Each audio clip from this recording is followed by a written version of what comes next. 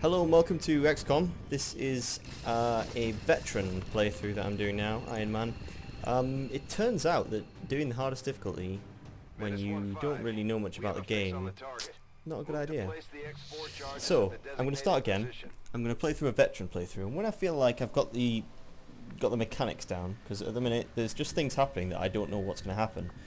So there's like things popping up and they're killing me and I don't really know.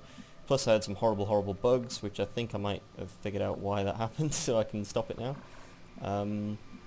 And in general, I think that this will be a smoother playthrough, so I'll probably play this until, I don't know, maybe I'll complete it, because the XCOM campaign from the first one wasn't actually that long if you weren't playing Long War, funnily enough, well named. Long War. So I'm just going to play Veteran and see what happens. I've learned a bit more about how the concealment system works and how you're supposed to engage and how the game is geared towards it. One thing that I didn't know when I first started, if you overwatch on a turn that you reveal concealment, you actually you don't have an aim penalty like you do usually. So that's quite a big deal. So yeah, we're going to try and take advantage of that. I also didn't realise that if you had something like say you could see them and then you reveal them, I didn't realise that. I thought it would just reveal them. I thought when you were concealed you had more fog of war vision, and so the fog of war sort of receded when you started a fight, but that actually doesn't turn out to be the case. So yeah, all these things, many more, have caused me to play really stupidly and not really understand what I was doing. So hopefully now I'll breeze through Veteran and it'll be very entertaining for you all to watch me stomp on things. And that'll be fun and games. Excellent, no extra reveals, right. So we have a nice textbook reveal here, you're going to see how this works. So, we have 3 people Overwatch and 1 person pull. Right. Because there's a chance for crit, I want to shoot the advent officer because they're the ones that are a bit annoying. That's good, that means that 1 shot should kill him. Right, so hopefully all 3 Overwatchers will kill all 3. Overwatch does seem to work a lot better in this game than the last one. I will say that. So first Overwatch, pa pa pa pa pa.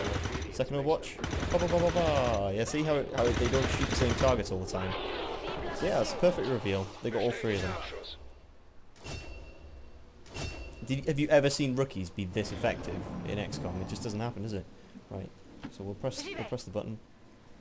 That's pretty much it, really. We're done on this mission. I read that Jake Solomon on Twitter, he recommended that you don't play harder than Veteran for your first playthrough because there's some things on the strategic map that might be kind of like a bit unfair if you don't know what's coming. So yeah, I'm looking forward to seeing what that's all about.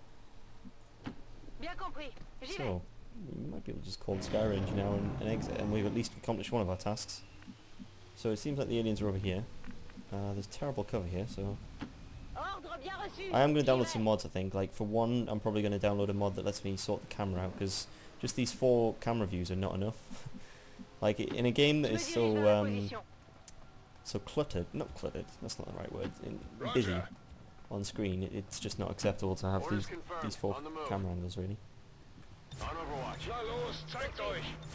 It's a bit of a, I think the tactical 4 camera rotation is a bit of sort of like a hangover from when tactics games were like pre-rendered backgrounds, so they'd have really high-res backgrounds. An example of this was Commandos.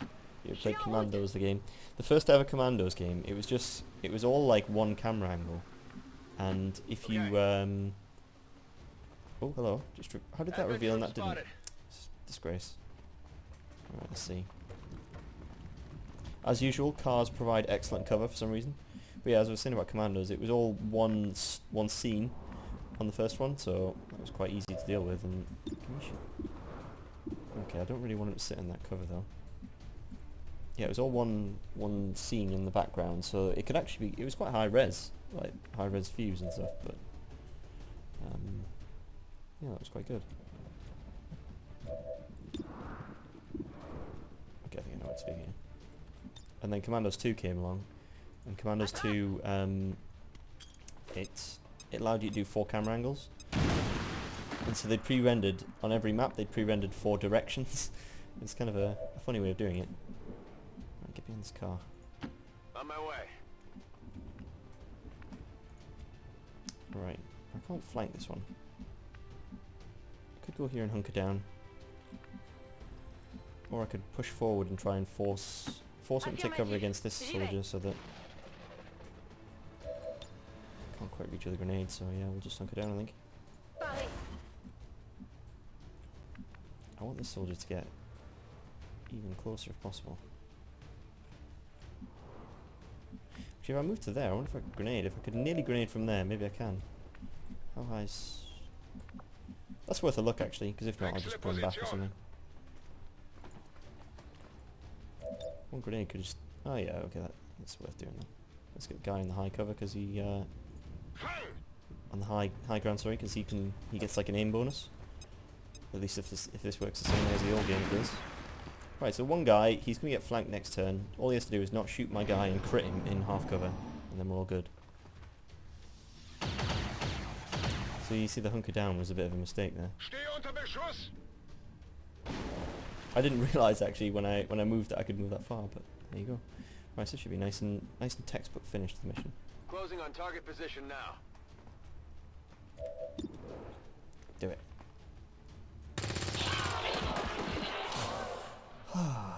That's satisfying. First mission, 5 guys on it. 5 guys? 6 guys on it. Not all going to be that easy. Although on veteran maybe they will. Flawless. Excellent. I even got that, whatever that little thing was.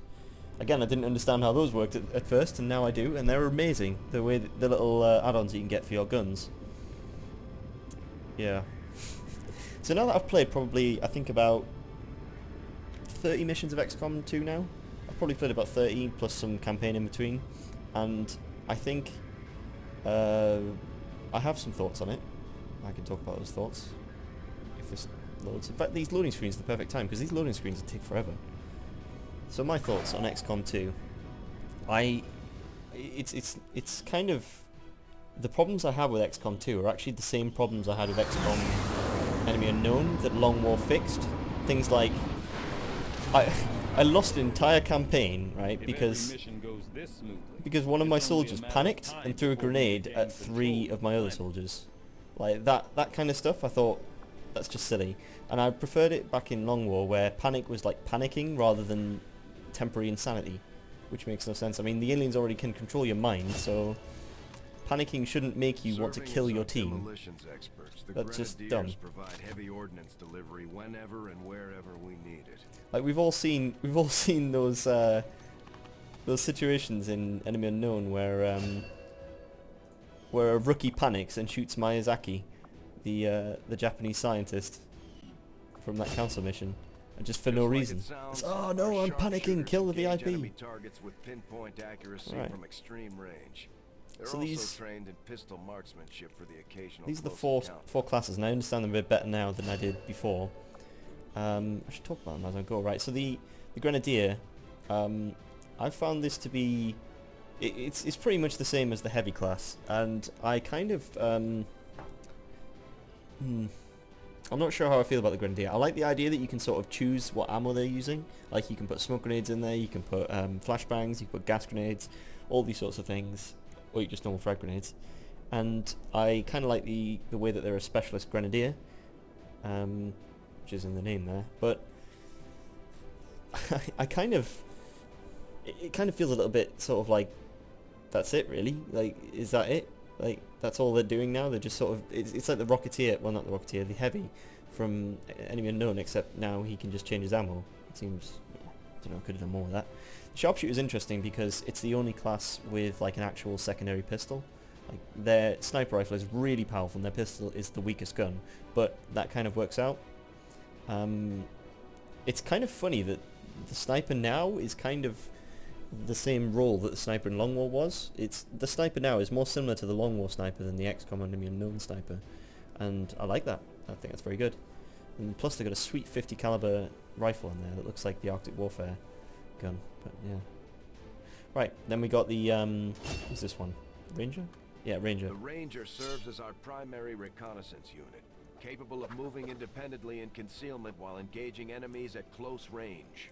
Now my first thought about the Ranger is, this is really cool because how many times do the aliens use things like berserkers and what are the examples? Chrysalids, and you were really scared about something running up to you really fast and just wrecking you instantly.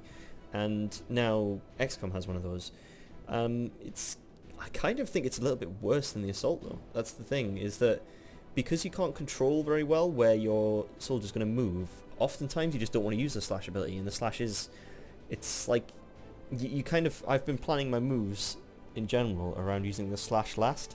Like, the slash is the finisher, and that's kind of scary to do because your finisher means that you have to stand right up close. So, on the second one here, you've got a choice between Blade Master and Phantom means you stay concealed when everyone else gets unconcealed, which I don't think is that useful because half the missions you don't even start concealed anyway.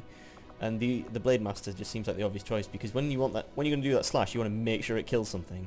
You absolutely do not want to have your soldier standing point blank range on an alien and have not killed it. It's just no good. So I like the idea of the Ranger, but in practice it just seems like it doesn't work. Like, it worked, the aliens throwing melee stuff at you worked because the aliens obviously were expected to lose, and they can sort of try and weigh you down with attrition, whereas XCOM doesn't have that luxury really. Operating some of our most Now, advanced equipment, the specialists, deploy robotic on the other drones hand, on the specialists are the most interesting class, I think, field medic duty. because back in Enemy Within or Enemy Unknown, your support class, I think they were just called support, weren't they? The one that became medic or engineer in Long War. The support was kind of a bit bad. Like, they were good at healing, but if you didn't need to heal, then they weren't that useful. But the smoke grenades were good, and the way that they got fleshed out in, like, just the medic class in Long War had far more to it than the entire support class that was supposed to encompass both of those roles did in Enemy Unknown. And I like that they've completely overhauled this guy. They've made an entire new game mechanic, all entirely dedicated really to the specialist, who is the whole hacking mechanic. And so that's, like, anyone can hack, but it's all about, that's what the medics or the specialist is really good at. And so the hacking is great. I like that there's some way of sort of evening the odds for a turn or two. I kind of wish it wasn't as RNG as it was, and it's nice that one of the abilities they get is that combat.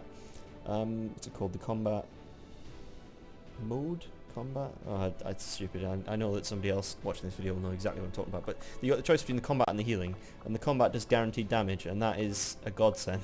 When you've got this guy last to go, and you're like, oh, he's got 2 health, and oh, I could just use this and finish him off. Okay, that means I can plan around things. Anything that takes chance out of it is what the ideal commander will want to do. So that's my thoughts on those stats. I guess this will just be like an intro to this game mode, and then I'll do another mission and post it on a different one. So these as well, by the way, really fun. The way that you can mod your weapons and sort of specialize your soldier. It's kind of like the gene mods from the first game, except there's a lot more options, and it's just generally a better way of customizing a soldier.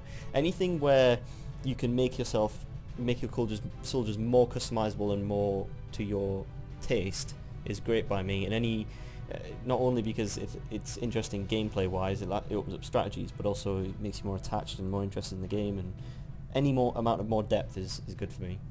So yeah, there are still a few things that I want tweaking. Like, I kind of want a Long War style quality of life mod. I don't even want to completely go full Long War.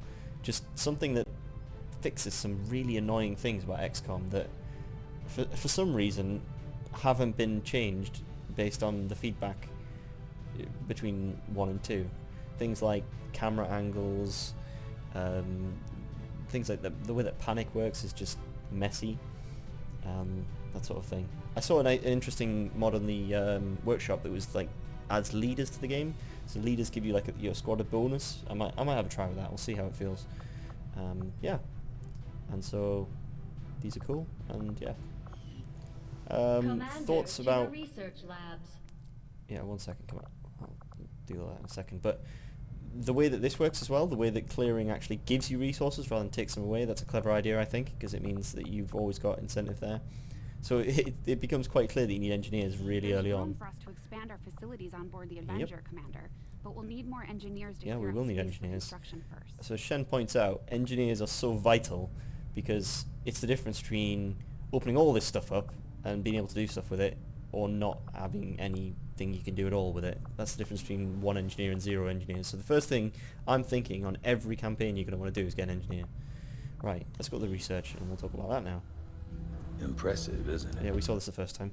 Right, the research, the fact that you instantly get something useful out of your first level of research is really good, and the thing I'm going to do is hybrid materials. It's a bit boring, but when you research this, you can instantly buy something that is really useful, the little nano vests, and I like anything where I can just sort of throw health at the enemy to get an advantage, so yeah. Engineering. I think we saw this one as well. The items You'd be surprised are how big of a excellent. difference I'm some going of to these definitely things buy a can med make in kit. combat, Commander. With a few I don't need supplies, these, so I'm not going to do anything anything now. we need in no time. The fact that everything gets built instantly, excellent, very good. I like that. Like Long War couldn't really do that because a lot of the game was balanced around the tech and then the build, and then there was that interesting tension between researching something but not having built it yet, and you're like, oh, just please no more missions for like 2 weeks and then we'll be all good. And that was really fun. Yeah, there's a lot of things that are quite fun. Files Central has been holding on to since before the war. I keep running across notes scrawled in English and what looks like broken German. I should probably ask him about it. So yeah, all in all, I do like XCOM 2. I also really like. Commander. We've seen this, yes. I really like the way this all While works. we prepare for new Yeah, can you just operations shut and up a sec? I continue just our wanna research, we talk. can pass time by scanning at sites like this one. On your order, we'll start our scans on the surrounding area. Commander, one of our resistance contacts just tipped us off to a site that may be worth investigating. Look, we'll investigate that one, actually. New course. This video would be really short if I wasn't talking here anyway, because that mission was very short. So, this is all very interesting to me. Commander, the Avenger's remote scanning The way that- capabilities will help us search the area for clues or other resources. The way that you're It's expanding going to out take and some sort time, of though. pushing We have a into lot of alien ground to territory seems a cover. lot of fun to me, whereas like at the start of XCOM, XCOM and Enemy Unknown, you owned the world basically, I've made a number of interesting And- discoveries, Commander. and it was all about how you were gonna sort of hold on to what you've got. Really, like you kind of owned the world, and the satellites were really kind of a mechanism for dodging that, really. So it always felt like it was interesting to be up against it, but now the fact that the odds are against you is even more interesting to me. Right, I do want to get plated armor, but I need some alien alloys for that. This triggers like the research line towards the skulljacking stuff, and I don't really want to do that yet. Modular weapons, so. Begins immediately. Get a bit of a tech upgrade before we I'll start worrying contact about you when I being have able to a do full cool things like report that. available. So yeah, I really like that you have a lot of options on this screen now. Things like going to see things, like obviously not at this minute you can see that, but later on you get options about, do we want to go and get some rookies, or do I want to get some supplies? Avenger. Do I want to get some intel back at home? Do I want to push a mission? These sort of things are really quite interesting to me. So yeah, and the fact that you can, there's another thing as well, that it does like a prediction. I can't remember where this was. I saw this. Is it in Command? Avenger report? Is that what it was? I don't remember. Maybe I've not objectives. Is that what it is? No. But there's when you get to a certain point, you get something that that shows you when you're expected to get a terror mission, which are called retaliation missions in this, and when you need to progress before the Avatar project gets complete. The Avatar project feels a little bit lazy to me when they just said, "Oh, you better." I did my best to get the new You better recruits just ready do it, for what otherwise they're going up against, but bad thing's gonna having a happen. commander back And is a I'm like, bigger okay, well, I conflict don't really than care any about the bad thing because I'm kind of getting screwed on missions over and over again. I mean, that's probably not going to happen in Veteran, but in Legend mode, that was definitely something I just refused to care about. So that's mission 1. Let's hope it goes better, or continues to go well in the second, third, and on to the rest. So I'll see you for the next one.